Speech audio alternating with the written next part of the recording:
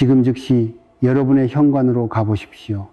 신발들이 어떻게 놓여 있습니까? 무심코 벗어둔 신발 한 켤레가 3대에 걸친 가난을 부르고 집안의 우환을 끊이지 않게 만드는 가장 큰 원인일 수 있다는 사실을 알고 계셨습니까? 겉보기에는 번듯하고 화려한 집인데도 돈이 모이지 않고 가족 간의 다툼이 잦으며 원인 모를 병치레가 끊이지 않는 집들에는 소름 돋는 공통점이 있었습니다. 바로 현관의 신발 배치가 집안의 기운을 망가뜨리고 있었다는 것입니다. 반대로 아주 평범하고 작은 집에 살아도 가족 모두가 화목하고 돈이 마르지 않으며 하는 일마다 잘 풀리는 집들은 예외 없이 현관의 신발부터가 달랐습니다. 우리 조상들은 대대로 말씀하셨습니다. 집에 입이 막히면 천하의 복도 들어올 길이 없다. 현관은 바로 우리 집의 입이자 모든 기운이 드나드는 첫 번째 관문입니다. 우리 몸의 입과 코와도 같습니다. 만약 코가 꽉 막혀 숨을 쉴 수 없다면 온몸이 답답하고 기운이 빠져 아무것도 할 수 없게 됩니다. 집도 똑같습니다. 현관이 신발로 어지럽혀져 그 기운의 통로가 막히면 이제 막 들어오려던 재물운과 건강운, 행운이 문턱에서 발길을 돌리고 맙니다. 오늘 이 영상을 끝까지 듣고 나시면 여러분은 단 30초 만에 우리 집 현관의 문제점을 정확히 진단하고 나아가 3일 안에 집안의 기운을 바꾸어 복을 끌어당기는 귀한 비법을 모두 알게 되실 것입니다. 이것은 수천 년간 검증된 풍수지리의 지혜이자 성공한 사람들이 실천해온 삶의 철학입니다. 자, 본격적으로 시작하기 전에 한 가지 부탁드릴게요. 지금 이 순간 구독과 좋아요 버튼을 살짝 눌러보세요. 그 작은 행동 하나가 여러분의 금전운을 여는 첫 번째 열쇠가 됩니다. 특히 좋아요를 누르는 순간 재물의 기운이 여러분 쪽으로 직접 흘러들어오기 시작할 거예요. 그리고 댓글에 금전은 받아갑니다라고 한 줄 남겨주세요. 제가 댓글을 하나하나 정성껏 읽으면서 여러분 한 분 한 분의 재물운이 열릴 수 있도록 진심을 담아 기도드리겠습니다. 많은 분들이 현관을 그저 신발을 벗어두는 공간, 집을 드나드는 통로 정도로만 생각하십니다. 하지만 풍수에서 현관은 집의 운명을 결정하는 가장 중요한 심장부와도 같은 곳입니다. 외부의 좋은 생기, 즉 살아있는 기운이 집 안으로 들어오는 유일한 통로이기 때문입니다. 마치 우리가 입으로 영양분을 섭취해야 생명을 유지할 수 있듯 현관을 통해 좋은 기운을 받아야 그 생명력을 유지하고 번성할 수 있습니다. 그런데 이 중요한 통로가 어지러운 신발들로 가득 차 있다면 어떻게 될까요? 상상해 보십시오. 맑고 신선한 공기가 들어와야 할 창문 앞에 쓰레기 더미가 가로막고 있는 것과 같습니다. 좋은 기운은 들어오지 못하고 오히려 신발에 묻어온 외부의 흉한 기운, 탁한 기운들이 현관에 엉겨붙어 썩기 시작합니다. 제가 상담했던 한 40대 부부의 사례가 있습니다. 남편의 사업이 3년째 내리막길을 걷고 있었고 아내는 이유 없는 두통과 무기력증에 시달렸으며 아이들은 예민해져 부모와 사사건건 부딪혔습니다. 그들의 아파트는 제법 넓고 인테리어도 깔끔했습니다. 하지만 제가 현관문을 여는 순간 그 모든 문제의 원인을 단번에 알 수 있었습니다. 현관 바닥에는 온 가족의 신발 대여섯 켤레가 아무렇게나 벗어져 있었고 특히 가장의 구두는 신발 끝이 밖을 향한 채 놓여 있었습니다. 저는 다른 곳은 볼 필요도 없이 말씀드렸습니다. 집안의 모든 돈과 복이 가장의 신발을 따라 밖으로 걸어 나가고 있는 형국입니다. 그들은 제 조언에 따라 그날 밤 즉시 현관을 정리했습니다. 신지 않는 신발은 모두 신발장에 넣고 현관에는 단 3켤레의 신발만 방향을 맞추어 두었습니다. 놀랍게도 바로 다음 날 아침 안에 두통이 사라졌다고 합니다. 일주일 뒤에는 몇 달간 소식이 없던 거래처에서 연락이 왔고, 한 달 뒤에는 아이가 먼저 부모에게 다가와 대화를 청했습니다. 현관에 막혔던 기운이 뚫리자 집안 전체의 운이 다시 흐르기 시작한 것입니다. 여러분의 집은 어떻습니까? 현관은 집안으로 복을 초대하는 레드카펫이 되어야 합니다. 결코 복의 흐름을 가로막는 장애물이 되어서는 안 됩니다. 신발 끝이 향하는 방향으로 그 집의 운이 흘러갑니다. 이것이 오늘 여러분이 반드시 기억하셔야 할 가장 중요한 핵심 원리입니다. 풍수에서 신발은 단순한 물건이 아닙니다.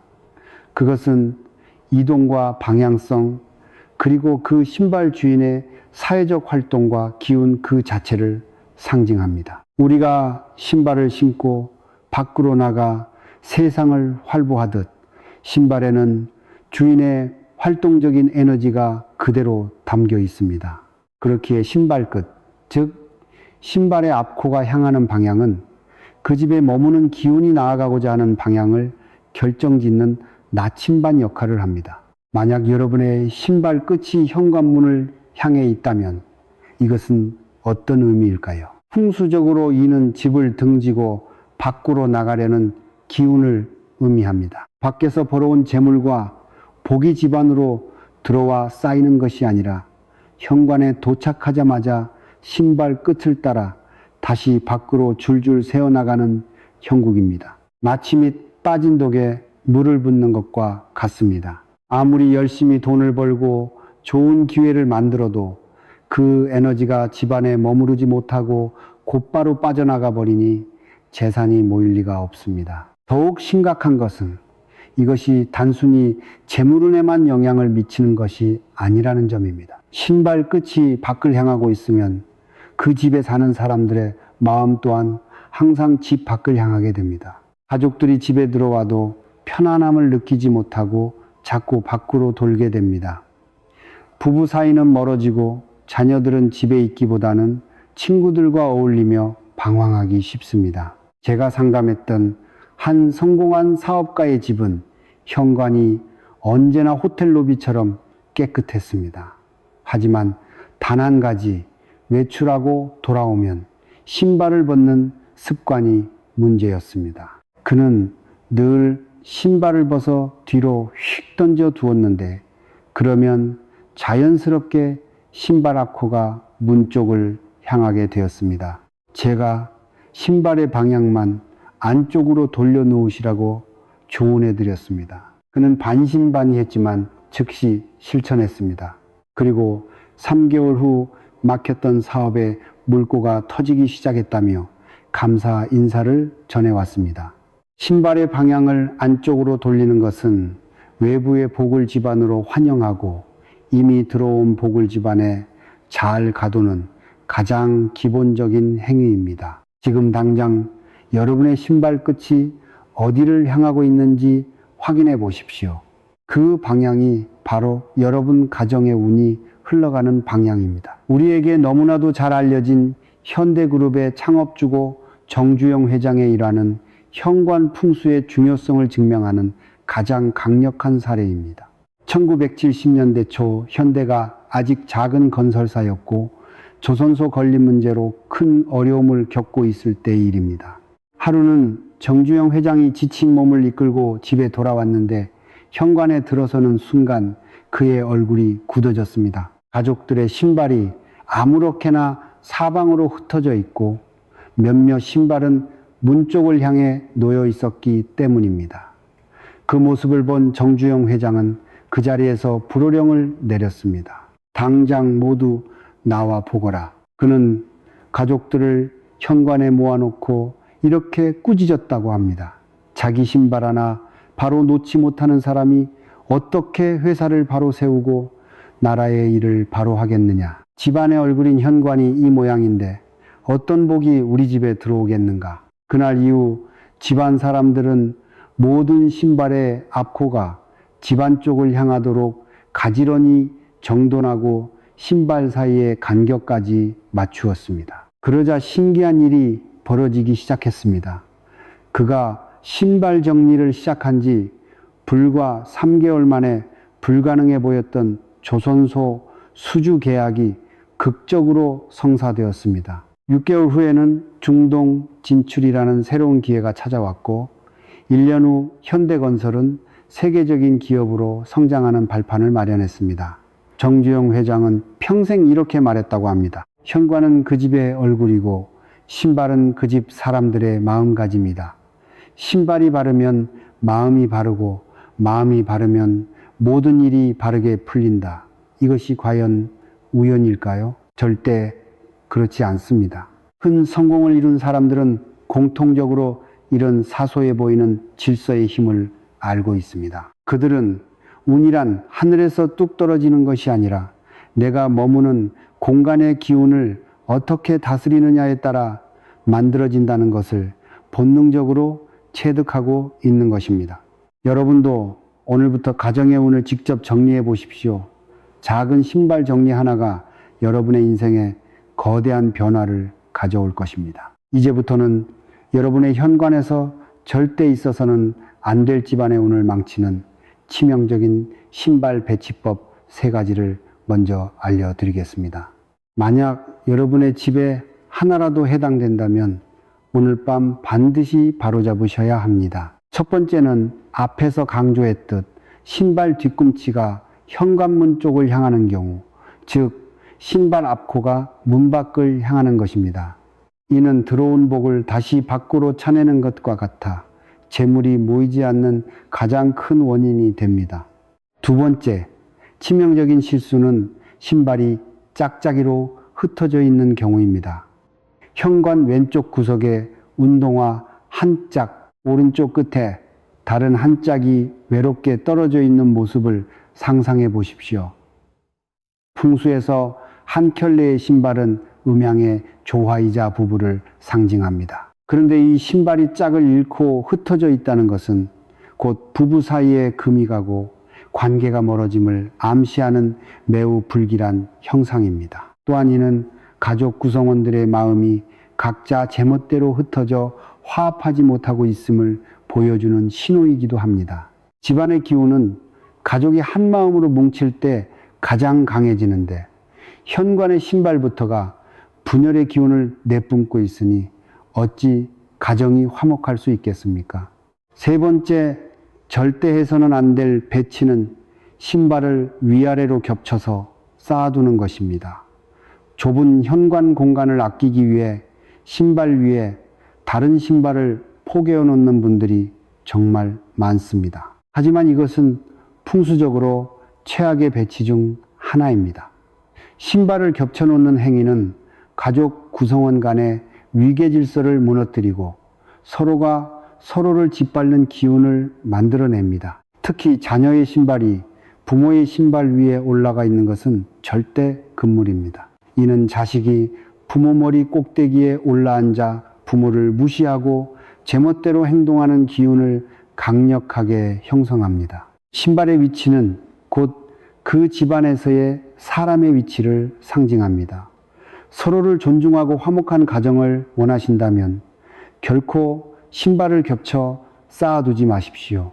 앞서 말씀드린 3가지에 이어 여러분의 운을 서서히 파괴하는 또 다른 3가지 위험한 신발 관리법을 알려드리겠습니다. 네 번째는 낡고 해진 신발을 버리지 못하고 계속 현관에 두는 경우입니다. 밑창이 다 닳아 구멍이 뚫렸거나 가죽이 다 해져 볼품 없어진 신발을 언젠가 신고 나가겠지 혹은 아깝다는 생각으로 신발장 한 구석에 방치하고 계신가요? 이것은 마치 시들고 썩은 꽃을 집안 최고의 명당 자리에 놓아두는 것과 같습니다. 낡은 신발은 이미 그 생명력을 다한 죽은 물건입니다. 아무리 좋은 운이 현관으로 들어와도 이 낡은 신발이 그 기운을 모조리 흡수해 무력화시켜 버리는 것입니다. 제가 만났던 한 60대 여사님은 10년도 더 된 낡은 슬리퍼 한 켤레를 버리지 못하고 현관에 계속 두고 계셨습니다. 그분은 이상하게 좋은 일이 생기려다 말고 늘 막판에 일이 틀어지는 경험을 반복했고 건강도 계속 나빠졌습니다.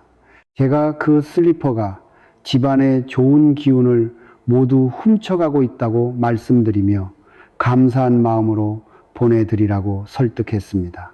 마지못해 슬리퍼를 버린 지 단 3일 만에 몇 년간 연락이 끊겼던 손자에게서 보고 싶다는 전화가 왔다고 합니다. 낡은 물건에 대한 집착은 낡은 운을 붙잡아 두는 것과 같습니다. 과감히 비워내야 새로운 복이 들어올 공간이 생깁니다. 5번째는 신발이 현관의 좌우 한쪽으로만 치우쳐져 있는 경우입니다. 현관 왼쪽에만 신발이 몰려 있거나 오른쪽에만 잔뜩 쌓여 있는 것을 말합니다. 우리 몸도 좌우 균형이 맞아야 건강하듯 현관의 기운도 음양의 조화, 즉 좌우의 균형이 매우 중요합니다. 현관의 기운이 한쪽으로 쏠리면 집 전체의 음양 균형이 깨지게 됩니다. 이는 가족의 건강 문제나 재정적인 불안정으로 이어질 수 있습니다. 마치 저울의 한쪽에만 무거운 짐을 올려놓으면 저울 전체가 기울어지듯 집의 운세 또한 불안정하게 흔들리게 되는 것입니다. 6번째는 계절에 맞지 않는 신발을 현관에 꺼내두는 것입니다. 지금 이 한여름인데 두꺼운 털부츠가 나와 있거나 한겨울인데 샌들이나 슬리퍼가 뒹굴고 있지는 않습니까? 이것은 마치 무더운 여름날 난로를 켜고 추운 겨울날 에어컨을 트는 것과 같이 시기에 맞지 않는 혼란스러운 기운을 집안으로 불러들이는 행위입니다. 계절에 맞는 신발은 현재의 기운과 조화를 이루어 운을 상승시키지만 계절에 맞지 않는 신발은 현재의 기운과 충돌하여 집안의 에너지를 어지럽히고 불안정하게 만듭니다. 지금 당장 현관을 확인해 보시고 현재 계절에 신지 않는 신발들은 깨끗이 닦아 신발장에 보관하십시오. 이 작은 정리만으로도 집안의 기운이 한결 맑고 안정되는 것을 느끼실 수 있을 겁니다. 이제 여러분의 집을 복이 넘쳐나는 황금터전으로 만들 구체적인 비법, 불을 부르는 신발 배치 황금 공식을 알려드리겠습니다. 이것은 제가 30년간 수많은 부자들의 집과 성공한 가문들을 연구하여 찾아낸 확실한 비밀입니다. 이 방법대로만 하시면 여러분도 3일 안에 분명한 기운의 변화를 체험하게 될 것입니다. 첫째, 신발을 두는 최고의 명당 자리는 현관문을 등지고 섰을 때 왼쪽 구석입니다. 지금 바로 현관문 앞에 서서 등을 대고 왼쪽을 바라보십시오. 바로 그 자리가 풍수에서 청룡의 자리라고 불리는 곳입니다. 청룡은 예로부터 재물, 명예, 성공, 출세 등 모든 좋은 기운을 관장하는 신성한 용을 상징합니다. 마치 용이 여의주를 품고 지키듯이 청룡의 자리에 신발을 두면 외부에서 들어온 재물운이 흩어지지 않고 안전하게 보호되며 그 집 가장의 사회적 성공과 명예를 드높이는 강력한 기운을 발휘합니다. 반대로 오른쪽은 백호의 자리인데 백호의 기운은 지나치게 강하고 날카로워 사람의 활동을 상징하는 신발을 두면 오히려 그 기운에 눌려 해를 입을 수 있습니다. 반드시 기억하십시오. 신발은 무조건 왼쪽입니다. 둘째, 신발과 신발 사이에는 한 뼘 정도의 간격을 유지해야 합니다. 손바닥을 활짝 펼쳤을 때 너비 약 20cm 정도의 공간을 말합니다. 신발들을 너무 가깝게 다닥다닥 붙여놓으면 기운이 서로 엉켜 답답하게 막혀버리고 반대로 너무 멀리 떨어뜨려 놓으면 기운이 흩어져 모이지 않습니다. 사람도 숨을 쉬려면 적당한 공간이 필요하듯 기운도 마찬가지입니다. 이 한 뼘의 공간이 바로 보기 편안하게 머무르며 숨을 쉬는 자리입니다. 이 공간을 통해 좋은 기운이 원활하게 순환하며 집안 전체로 퍼져나갈 수 있습니다. 셋째, 현관에 꺼내놓는 신발은 현재 계절에 신는 것으로 3켤레 이하로 제한해야 합니다. 현관은 언제나 깨끗하고 비어 있을수록 좋습니다. 하지만 현실적으로 신발을 모두 신발장에 넣기는 어렵습니다. 그렇다면 꼭 필요한 최소한의 신발만 꺼내놓는 것이 원칙입니다. 그 수가 바로 3켤레입니다. 풍수에서 숫자 3은 안정과 완성을 의미하는 길한 숫자입니다. 한 켤레는 외로워 보이고 2켤레는 대립의 기운이 생길 수 있으나 3켤레는 안정적인 삼각형 구도를 이루어 기운을 조화롭게 만듭니다. 가족 수가 많아도 각자 가장 자주 신는 신발 한 켤레씩만 꺼내놓는다는 원칙을 세우십시오. 현관이 복잡하면 기운도 복잡해지고 사람의 마음도 산만해집니다. 단순함과 간결함 속에 진정한 복이 깃듭니다. 넷째, 신발은 크기 순서대로 작은 것을 앞에 두어야 합니다. 즉 아이 신발, 여성 신발, 남성 신발 순서로 배열하는 것이 가장 좋습니다.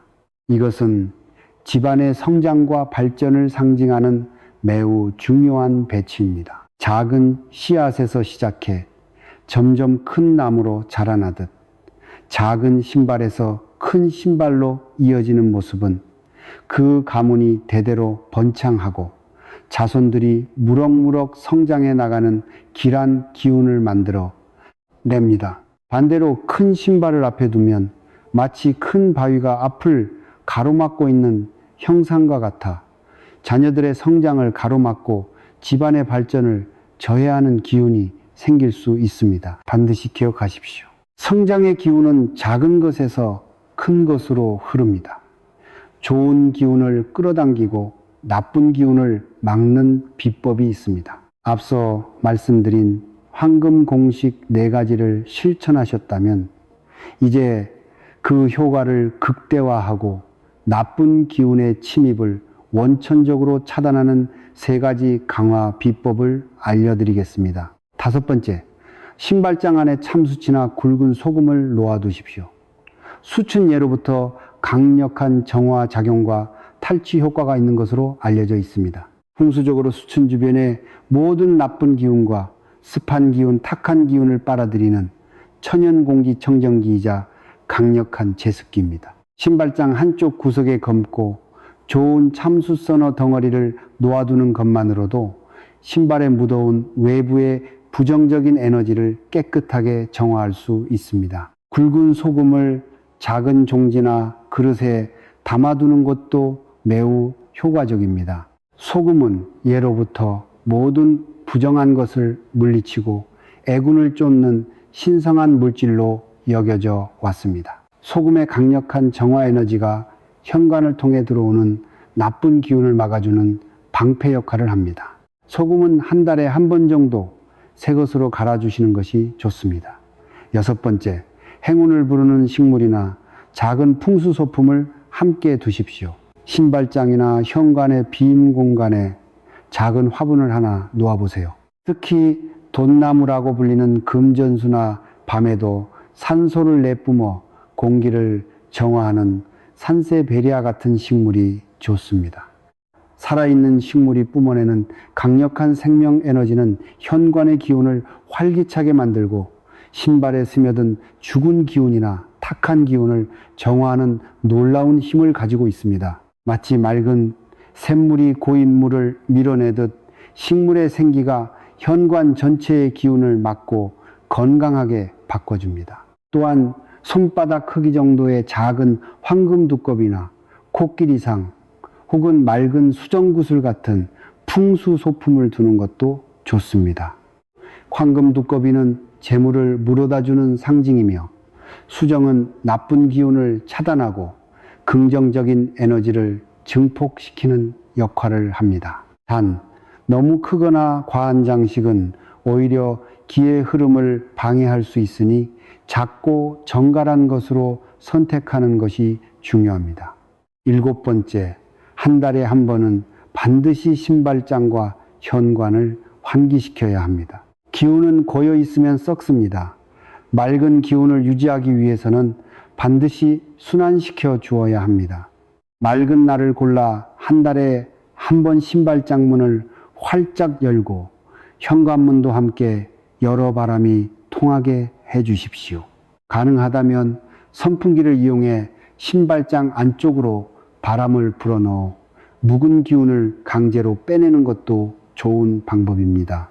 특히 비가 많이 오는 장마철 다음에는 반드시 환기를 통해 습기와 함께 들어온 음습한 기운을 몰아내야 합니다. 이렇게 현관의 공기를 순환시키는 것은 단순히 신발장의 냄새를 제거하는 것을 넘어 집안 전체의 기운을 새롭게 하고 복의 통로를 깨끗하게 청소하는 중요한 풍수 행위입니다. 이 7가지 황금 공식을 꾸준히 지키신다면 여러분의 집 현관은 마르지 않는 복의 샘물이 될 것입니다.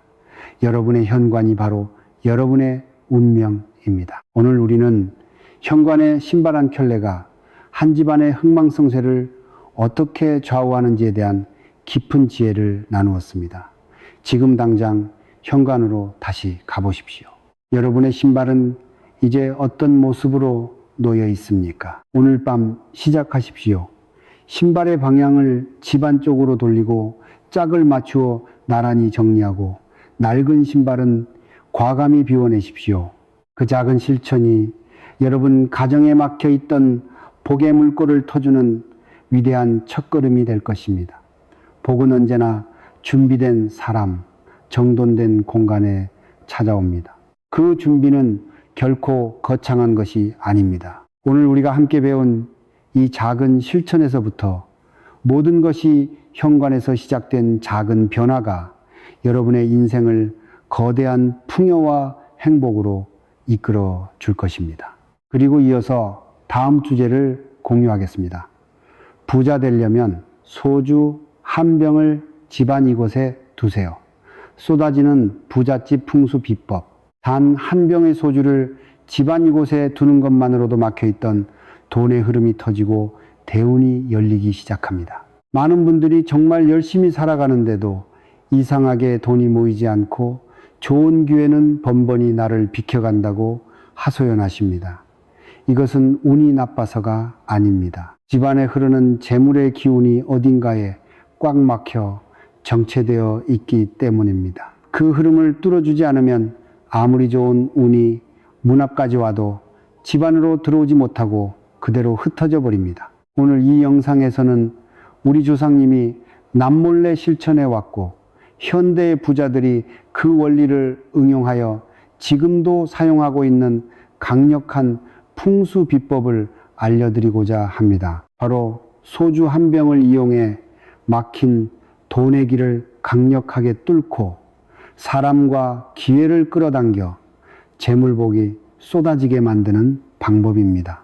이 영상이 끝날 때쯤이면 여러분은 왜 소주가 강력한 재물운의 도구가 되는지, 그리고 그 소주 한 병을 집안 어디에 두어야 내 삶에 기적 같은 변화가 시작되는지 정확히 알게 되실 것입니다. 자, 먼저 시작 전에 구독과 좋아요 버튼을 한번 누르세요. 여러분의 금전운이 활성화되기 시작합니다. 좋아요를 누르는 순간에는 재물의 기운이 여러분에게로 직접 흘러 들어갑니다. 그리고 댓글에 금전운 받아갑니다 라고 써주세요. 제가 댓글을 보면서 여러분 한 분 한 분을 위해 재물운이 오도록 기도드리겠습니다. 집안의 기운이 정체되면 아무리 노력해도 돈이 모이지 않고 흩어집니다. 이 정체를 깨는 것이 재물운을 여는 첫걸음입니다. 혹시 요즘 들어 집에만 들어오면 몸이 무겁고 마음이 답답하지 않으신가요? 가족 간의 대화가 줄어들고 각자 방에서만 지내는 시간이 늘어나지는 않았습니까? 열심히 일하고 계약 성사를 위해 애쓰는데도 마지막 순간에 일이 틀어지는 경우가 잦지는 않으신가요? 이 모든 것이 바로 집안의 기운이 흐르지 못하고 한 곳에 고여 썩어가고 있다는 명백한 신호입니다. 기운의 정체는 보이지 않지만 우리 삶에 아주 구체적인 영향을 미칩니다. 물이 고이면 썩는 것처럼 기운이 고이면 그 공간에 사는 사람의 생각과 감정, 그리고 운의 흐름까지 막아버립니다. 특히 돈의 기운, 즉 재물운은 유동성을 생명으로 하기 때문에 정체된 공간을 가장 싫어합니다. 그래서 기운이 막힌 집에서는 돈이 들어와도 예상치 못한 곳으로 새어나가고 아무리 아껴 써도 통장은 늘 비어있게 되는 것입니다. 한 가정을 방문했을 때 일입니다. 남편은 성실한 직장인이었고 아내 역시 부지런히 가게를 꾸려나갔지만 몇 년째 빚이 줄지 않고 오히려 자꾸 예상치 못한 지출만 늘어난다고 했습니다. 집안에 들어서는 순간 공기가 무겁고 탁하다는 느낌을 받았습니다. 특히 해가 들지 않는 복도 끝의 작은 창고는 수년간 쓰지 않는 물건들로 가득 차 문조차 열기 어려웠습니다. 바로 그곳이 집안 전체의 기운을 맡고 있는 혈맥이었습니다. 이처럼 집안의 한 구석에 죽은 공간이 있으면 그곳에서부터 나쁜 기운이 스멀스멀 피어올라 집 전체의 재물 흐름을 오염시키는 것입니다. 여러분의 집에도 이런 공간이 있지는 않은지 한번 살펴보십시오. 기운의 정체는 단순히 물건을 치우는 것만으로 해결되지 않습니다. 그 막힌 혀를 강력하게 뚫어주고 신선한 기운이 다시 흐르도록 만들어주는 특별한 처방이 필요합니다.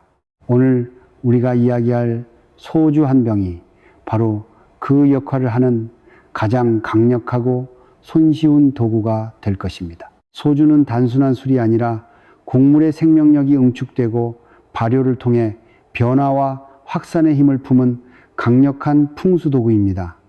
왜 하필 많고 많은 것들 중에 소주일까요? 그 비밀은 소주가 만들어지는 과정에 숨어 있습니다. 전통 방식의 소주는 쌀이나 보리, 고구마 같은 땅에 정수를 듬뿍 담은 곡물에서 시작됩니다. 이 곡물들이 누룩을 만나 발효되는 과정은 원래의 형태가 완전히 사라지고 새로운 생명력을 지닌 존재로 거듭나는 강력한 변화의 과정입니다. 이는 마치 씨앗이 싹을 피우고 꽃을 피우는 것과 같은 폭발적인 에너지의 전환을 의미합니다. 그리고 이 발효액을 끓여 증류하는 과정에서 가장 맑고 순수한 기운만이 응축되어 한 방울의 술로 태어납니다. 풍수에서 이 발효와 증류의 과정은 정체된 것을 깨고 가치를 증폭시켜 널리 퍼뜨리는 재물운의 원리와 정확히 일치합니다. 가만히 있던 곡물이 발효를 통해 수백 배의 가치를 지닌 술로 변하는 것처럼 여러분의 잠자고 있던 재능과 기회가 발효되어 큰 재물로 변화하는 것을 상징하는 것입니다. 그래서 소주는 조용히 흐르며 공간을 안정시키는 물의 기운과는 성질이 완전히 다릅니다. 소주는 안에서부터 밖으로 뿜어져 나오는 강력한 확산의 힘을 가지고 있습니다. 병뚜껑을 여는 순간 그 향이방 안에 가득 퍼져나가듯 소주가 품은 기운은 주변의 에너지를 깨우고 사람과 기회를 강력하게 끌어당기는 역할을 합니다. 우리 조상들은 이 힘을 본능적으로 알고 계셨습니다. 중요한 고사를 지낼 때나 큰 계약을 앞두고 반드시 술을 올리고 나눈 이유가 바로 여기에 있습니다. 술은 하늘과 땅, 그리고 사람과 사람 사이에 보이지 않는 벽을 허물고 기운을 연결하는 신성한 매개체였던 것입니다. 따라서 집안에 막힌 기운을 뚫고 흩어져 있는 재물운을 한데 모아 좋은 기회가 사방에서 나에게로 오게 만들고 싶다면 우리는 물이 아닌 소주의 힘을 빌려야 합니다. 집안의 서쪽 혹은 잘 쓰지 않는 공간의 입구에 소주를 두면 각각 결실을 증폭시키고 막힌 기운을 뚫는 강력한 효과가 나타납니다. 소주의 확산하는 힘을 극대화하기 위해서는 정확한 위치를 잡는 것이 무엇보다 중요합니다. 아무데나 둔다고 해서 효과가 나타나는 것이 아닙니다. 기운의 흐름을 읽고 가장 필요한 곳에 놓았을 때 소주 한 병은 100명의 귀인을 부른 것과 같은 힘을 발휘합니다. 그 첫 번째 명당 자리는 바로 집안의 서쪽입니다. 풍수에서 서쪽은 하루에 해가 지고 그 결실을 맺는 방향이며 가을의 수확과 완성을 상징하는 곳입니다. 즉 노력의 결과를 거두고 재물을 쌓는 기운이 모이는 방향입니다. 이곳에 확산의 힘을 지닌 소주를 두면 이미 거둔 작은 성공이나 들어온 재물이 그 자리에 머무는 것이 아니라 마치 발효하듯 스스로 부풀어 올라 더 큰 성공과 재물로 증폭되는 효과가 있습니다. 예를 들어 작은 가게를 운영하며 단골 손님이 어느 정도 확보된 상태라면 가게의 서쪽 구석에 소주 한 병을 놓아 보십시오. 그러면 그 단골들이 새로운 손님을 물어오고 입소문이 꼬리에 꼬리를 물고 퍼져나가지 가게 전체의 매출이 급격히 상승하는 흐름을 만들 수 있습니다. 투자로 약간의 수익을 보신 분이라면 집의 서쪽에 소주를 둠으로써 그 수익이 더 큰 수익을 낳는 종잣돈의 역할을 하게 만들 수 있습니다. 이때 소주는 햇빛이 직접 닿지 않는 선반이나 장식장 위에 깨끗하게 닦아 올려두는 것이 좋습니다. 두 번째 명당은 잘 쓰지 않는 방이나 창고의 입구 근처입니다. 집안에서 사람의 발길이 가장 뜸한 곳은 생기가 사라지고 기운이 죽어가는 공간입니다. 이런 죽은 기운은 집안 전체 에너지 순환에 치명적인 장애물, 즉 혈전과도 같습니다. 아무리 다른 곳에서 좋은 기운을 만들어도 이 혈전 때문에 재물운이 온몸으로 퍼져나가지 못하는 것입니다. 바로 이곳에 소주를 두어야 합니다. 소주의 강력한 발효와 확산의 기운은 죽어있던 공간의 에너지를 강력하게 흔들어 깨우는 심장 충격기와 같은 역할을 합니다. 창고 입구 안쪽이나 문 옆에 소주 한 병을 두면 그곳에서부터 새로운 기운의 파동이 일어나 집안 구석구석으로 퍼져나가면서 전체적인 돈의 흐름이 놀랍도록 부드러워집니다. 실제로 몇 달째 해결되지 않던 매매 계약으로 골치를 썩던 분이 제가 알려드린 대로 집에서 가장 후미진 창고 입구에 소주를 둔 지 불과 3주 만에 기적처럼 계약이 성사되었다며 감사의 인사를 전해 오셨습니다. 이것은 우연이 아닙니다. 막혀있던 혈이 뚫릴 때 운의 흐름은 우리가 상상하는 것보다 훨씬 빠르고 강력하게 반응하기 때문입니다. 서재나 작업실, 책상 모서리에 소주를 두면 멈춰있던 아이디어가 실행으로 옮겨지고 창의적인 생각이 돈으로 연결되기 시작합니다. 이곳은 단순히 책을 읽거나 일하는 공간이 아닙니다. 우리의 생각과 계획, 미래를 향한 꿈이 임신되는 매우 신성한 장소입니다. 하지만 이 공간의 기운이 너무 고요하거나 정체되어 있으면 아무리 좋은 아이디어가 떠올라도 그것이 현실의 결과물로 이어지지 못하고 머릿속에서만 맴돌다 사라져버리기 일쑤입니다. 마치 기름진 땅에 좋은 씨앗을 뿌려도 물과 햇볕이 없으면 싹을 틔우지 못하는 것과 같습니다. 바로 이때 소주에 확산하는 기운이 실행력의 불씨를 당겨주는 역할을 합니다. 책상 모서리나 책꽂이 한편의 소주 한 병을 가만히 놓아두어 보십시오. 소주가 품고 있는 발효의 에너지는 생각에 머물러 있던 계획에 강력한 추진력을 불어넣고 사람들과의 연결을 촉진하여 아이디어를 실제 계약과 돈으로 바꾸는 다리를 놓아 줍니다. 특히 작가, 디자이너, 기획자, 유튜버, 프리랜서와 같이 자신의 창의력과 아이디어를 수익으로 직접 연결해야 하는 분들에게는 이 배치가 그 어떤 부적보다 강력한 힘을 발휘할 수 있습니다. 한 웹소설 작가 지망생의 이야기가 생각납니다. 몇 년째 글을 쓰고 공모전에 도전했지만 번번이 좋은 결과를 얻지 못해 거의 포기 직전이었습니다. 그의 작업실은 깔끔했지만 어딘지 모르게 공기가 무겁고 생기가 없었습니다. 저는 그에게 책상 오른쪽 모서리, 즉 아이디어와 실행력을 관장하는 자리에 소주 한 병을 둘 것을 권했습니다. 그리고 놀랍게도 한 달 뒤 그는 몇 년간 그를 괴롭히던 슬럼프에서 벗어나 새로운 작품의 영감을 얻었고 그 작품이 대형 플랫폼과의 계약으로 이어졌다는 소식을 전해왔습니다. 그는 소주를 둔 뒤로 이상하게 글을 쓰는 것이 즐거워졌고 막혔던 이야기가 샘솟듯 터져나왔다고 했습니다. 이것은 소주가 그의 창의적인 에너지가 외부 세계와 연결되도록 길을 열어준 것입니다. 여러분의 책상 위에도 혹시 먼지만 쌓여가는 계획서나 시작하지 못한 프로젝트가 있다면 지금 바로 그 옆에 소주 한 병을 놓아 보십시오. 멈춰있던 당신의 위대한 계획이 세상을 향해 힘차게 나아갈 첫걸음을 떼게 될 것입니다. 소주를 잘못된 장소에 두면 좋은 기운을 확산시키는 대신 불운과 갈등을 증폭시키고 재물운을 소멸시킬 수 있습니다. 소주의 힘이 강력한 만큼 그 힘을 담지 못하는 그릇이나 잘못된 방향으로 흐르게 하는 위치에 두면 오히려 독이 될 수 있습니다. 좋은 약도 오용하면 독이 되는 것과 같은 이치입니다. 따라서 소주를 두어 재물을 부르기 전에 절대 두어서는 안 되는 금기구역을 먼저 정확히 알아두셔야 합니다.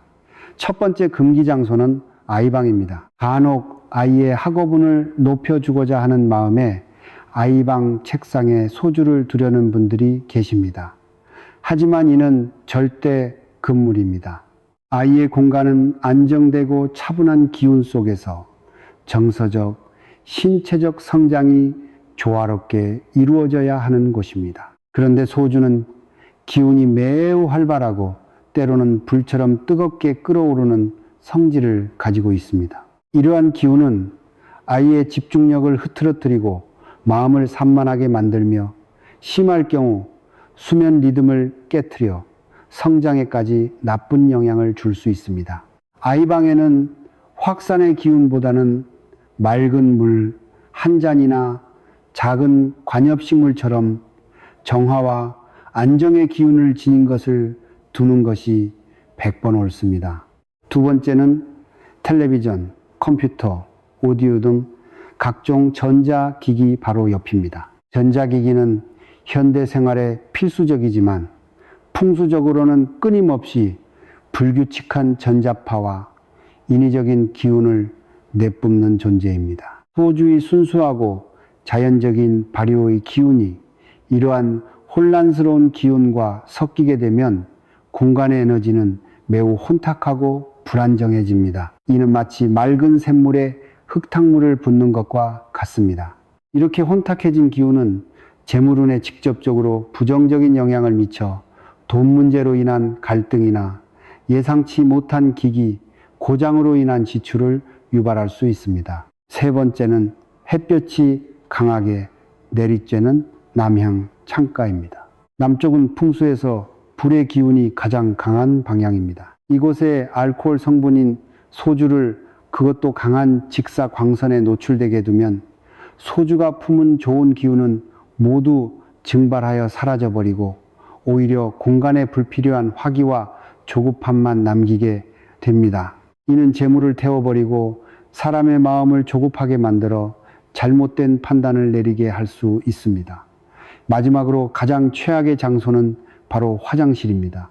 화장실은 집안의 모든 나쁜 기운과 노폐물이 모여 빠져나가는 배출의 공간입니다. 이곳에 기회와 재물을 끌어당기는 소주를 둔다는 것은 애써 불러 모은 복을 그대로 하수구에 흘려보내는 것과 같은 어리석은 행동입니다. 또한 화장실의 습하고 음한 기운은 소주의 맑은 에너지를 오염시켜 오히려 나쁜 기운을 집안에 확산시키는 역효과를 낼 수 있습니다. 이 네 곳, 아이방, 전자기기 옆, 남향 창가, 화장실은 반드시 피해 주십시오. 좋은 기운은 올바른 자리를 만났을 때 비로소 그 힘을 발휘한다는 것을 명심하셔야 합니다. 소금으로 나쁜 기운을 정화하고 소주로 좋은 기운을 확산시키면 깨끗한 터전 위에서 재물운이 폭발적으로 성장하는 최상의 환경이 만들어집니다. 소금과 소주는 각자 다른 역할을 하지만 이 둘이 함께할 때 풍수적으로 가장 이상적인 시너지를 냅니다. 소금은 세상의 모든 더러움과 부정함을 빨아들이는 강력한 정화의 힘을 가지고 있습니다. 반면 소주는 좋은 기운과 기회를 널리 퍼뜨리는 확산의 힘을 가지고 있습니다. 이 둘의 관계는 마치 밭을 가는 농부와 같습니다. 먼저 소금이 나서서 밭에 돌과 잡초를 골라내어 땅을 깨끗하고 비옥하게 만들면 정화, 그 뒤에 소주가 좋은 씨앗을 널리 뿌려 확산 풍성한 수확을 거두게 하는 것입니다. 나쁜 기운이 가득한 곳에 아무리 좋은 기운을 불어넣으려 해도 소용이 없습니다. 먼저 그 공간을 깨끗하게 비워내는 과정이 선행되어야 합니다. 그래서 옛 부잣집이나 큰 상점의 대문 앞에는 늘 소금 단지가 놓여 있었던 것입니다. 외부에서 들어오는 나쁜 기운과 애군을 소금이 먼저 걸러내고 맑고 좋은 기운만이 집 안으로 들어오게 하기 위함이었습니다. 거기에 소주를 함께 쓴다는 것은 그렇게 정화된 깨끗한 공간에 재물과 행운의 기운을 가만히 머물게 하는 것이 아니라 더욱 적극적으로 온 집안에 퍼뜨려 그 효과를 극대화하겠다는 의지의 표현입니다. 이 강력한 조합을 놓기 가장 좋은 자리는 현관에서 들어와 바로 마주 보이는 곳에 높은 선반 위입니다. 현관은 모든 기운이 처음 들어오는 집의 입과 같습니다. 이곳에서부터 정화와 확산이 동시에 이루어지면 집안 전체의 운세가 달라지기 시작합니다. 사람 눈에 너무 띄지 않는 높은 곳에 작은 항아리나 그릇에 굵은 소금을 담고 그 옆에 소주 한 병을 나란히 두십시오.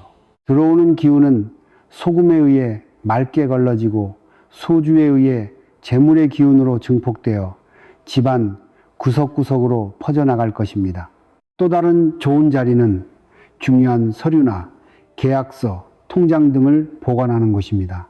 금전과 직접적으로 관련된 이 물건들은 그 자체로 강력한 에너지의 집합체입니다. 이 서류들이 보관된 책장이나 금고 옆에 작은 소금 그릇과 소주병을 함께 두면 문서에 깃든 기운이 안정되고 그 문서와 관련된 일들이 순조롭게 풀려나가는 효과가 있습니다. 특히 부동산 매매 계약서나 중요한 사업 제안서처럼 반드시 좋은 결과로 이어져야 하는 서류 옆에 두면 계약 성사율을 높이는 데 큰 도움이 됩니다. 다만 이때 중요한 것은 관리입니다. 소금은 습기를 먹어금으면 정화 능력이 떨어지므로 눅눅해지거나 색이 변하면 즉시 새 것으로 교체해 주어야 합니다. 소주는 보통 3개월에서 6개월에 한 번씩 새 병으로 갈아주어 늘 신선한 기운이 유지되도록 하는 것이 좋습니다. 병과 그릇은 항상 먼지 없이 깨끗하게 닦아 정갈함을 유지해야 함은 물론입니다. 정갈함은 모든 좋은 기운이 머무는 기본 조건이기 때문입니다. 이처럼 소금과 소주를 함께 사용하는 것은 공간의 기운을 리모델링하는 것과 같은 강력한 풍수 실천법입니다. 장사나 매매가 막혀 있다면 소주에 연결하고 확산하는 힘을 이용해 손님과 계약의 물길을 틀 수 있습니다. 가게나 사무실처럼 돈의 흐름이 직접적으로 눈에 보이는 공간에서는 기운의 작은 변화가 매출과 계약이라는 구체적인 결과로 즉시 나타납니다. 이런 곳에서는 소주의 힘을 더욱 전략적으로 활용할 필요가 있습니다. 먼저 손님 동선의 끝자리에 소주를 두는 방법입니다. 가게에 들어온 손님이 자연스럽게 걷다가 잠시 멈추어 서는 곳 혹은 가장 안쪽에 위치해 더 이상 갈 곳이 없는 막다른 자리가 있습니다. 이런 곳은 기운이 모이는 지점이지만 제대로 활용하지 않으면 기운이 흩어지거나 정체되기 쉽습니다. 바로 이곳 손님들의 시선이 잘 닿지 않는 구석의 화분뒤나 장식장 아래에 소주 한 병을 몰래 놓아두십시오. 그러면 그곳에 모인 손님의 기운과 관심이 흩어지지 않고 가게 안에 머물게 됩니다. 자연스럽게 가게에 머무는 시간이 길어지고 둘러보는 상품이 많아지며 구매로 이어질 확률이 극적으로 높아집니다. 특히 카페나 식당에서 유독 손님들이 안기를 꺼리는 죽은 자리가 있다면 그 테이블 근처에 소주를 두어 보십시오. 얼마 지나지 않아 그 자리가 먼저 채워지는 신기한 경험을 하게 될 것입니다. 다음으로 오랫동안 팔리지 않는 상품 진열대 근처에 두는 것입니다. 재고로 쌓여 있는 상품들은 그 자체로 정체된 기운을 품고 있습니다. 이 기운이 손님의 눈과 마음을 가려 상품이 보이지 않게 만드는 것입니다. 소주는 이 묵직하고 정체된 기운을 깨트리는데 탁월한 효과가 있습니다. 안 팔리는 상품들이 모여 있는 진열대 뒤편이나 아래쪽에 소주를 두면 상품의 깃든 기운이 다시 활성화되어 손님들의 시선을 끌게 됩니다. 마치 먼지 쌓인 보석을 깨끗이 닦아 빛을 내게 하는 것과 같습니다. 마지막으로 중요한 계약 서류와 하룻밤을 함께 보내게 하는 방법입니다. 부동산 매매 계약이나 큰 금액의 사업 계약처럼 성사 여부가 매우 중요한 서류가 있다면 최종 도장을 찍기 전날 밤 그 서류 옆에 소주 한 병을 함께 두십시오. 밤사이 소주의 강력한 연결과 확산의 기운이 서류에 스며들어 다음날 계약을 진행할 때 상대방의 마음을 열고 모든 과정이 물 흐르듯 순조롭게 이어지도록 도와줄 것입니다. 이것은 실제로 많은 영업사원이나 부동산 전문가들이 좋은 결과를 위해 남몰래 사용하는 비법이기도 합니다. 이처럼 소주는 단순히 가게의 복을 부르는 물건이 아니라 기운의 흐름을 읽고 전략적으로 배치했을 때 매출과 계약을 직접적으로 끌어올리는 강력한 영업 무기가 될 수 있습니다. 소주 풍수를 실천한 뒤 나타나는 작은 징조들을 알아차리면 대운이 들어오고 있음을 확신하고 그 흐름을 더욱 가속화할 수 있습니다. 풍수 비방을 실천하고 나서 가장 중요한 것은 변화를 알아차리는 마음의 눈을 갖는 것입니다. 기운의 세계에서 일어나는 변화는 처음에는 아주 미미한 신호로 나타나기 때문입니다. 이 신호를 무시하고 지나치면 대운의 물결을 타지 못하고 다시 예전의 삶으로 돌아가게 됩니다.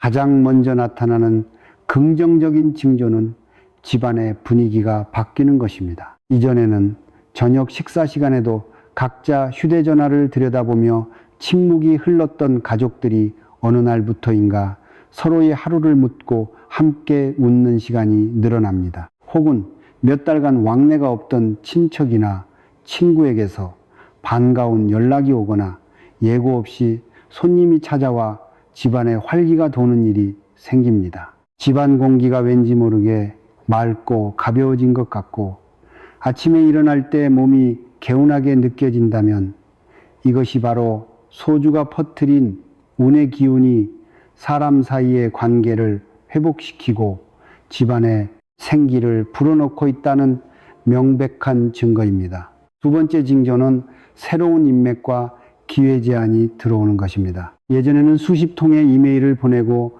전화를 돌려야 겨우 만날 수 있었던 사람들이 이제는 오히려 먼저 나에게 연락해와 함께 일을 해보자고 제안합니다. 우연히 참석한 모임에서 만난 사람이 나의 사업에 결정적인 도움을 주는 귀인이 되기도 합니다. 이렇게 사람과의 만남이 편안해지고 그 만남이 자연스럽게 새로운 기회로 이어지는 경험이 잦아진다면 소주의 확산 기운이 여러분의 활동 반경을 넓히고 새로운 길을 열어주고 있다는 신호입니다. 세 번째로 나타나는 가장 확실한 징조는 오랫동안 묵혀있던 문제가 해결되는 것입니다. 몇 달째 질질 끌던 소송에서 유리한 소식이 들려오거나 도무지 받을 수 없을 것 같은 미수금이 갑자기 입금되기도 합니다. 해결될 기미가 보이지 않던 가족 간의 갈등이 뜻밖의 계기로 풀리기도 합니다. 이것은 소주의 기운이 여러분의 삶에 꽉 막혀 있던 정체된 둑을 무너뜨리고 금전과 관계의 흐름이 다시 원활하게 순환하기 시작했다는 가장 강력한 증거입니다. 이러한 변화들이 하나둘씩 나타나기 시작했다면 지금 여러분은 올바른 길을 가고 있는 것입니다. 이 작은 성공에 감사하고 그 기운을 계속해서 긍정적으로 유지해 나가십시오. 그러면 이 작은 샘물은 곧 거대한 강물이 되어 여러분을 대운의 바다로 이끌어 줄 것입니다. 오늘 우리는 소주 한 병이 가진 놀라운 힘과 그것을 활용하는 구체적인 방법에 대해 깊이 있게 알아보았습니다. 오늘 배운 지혜를 바탕으로 여러분의 공간의 가장 절실한 그곳에 소주 한 병을 정성껏 놓아 보십시오. 그 작은 행동 하나가 여러분의 잠자고 있던 운명의 수레바퀴를 움직이는 위대한 첫걸음이 될 것입니다. 여러분의 삶에 늘 좋은 기운과 행복이 가득하기를 진심으로 기원합니다.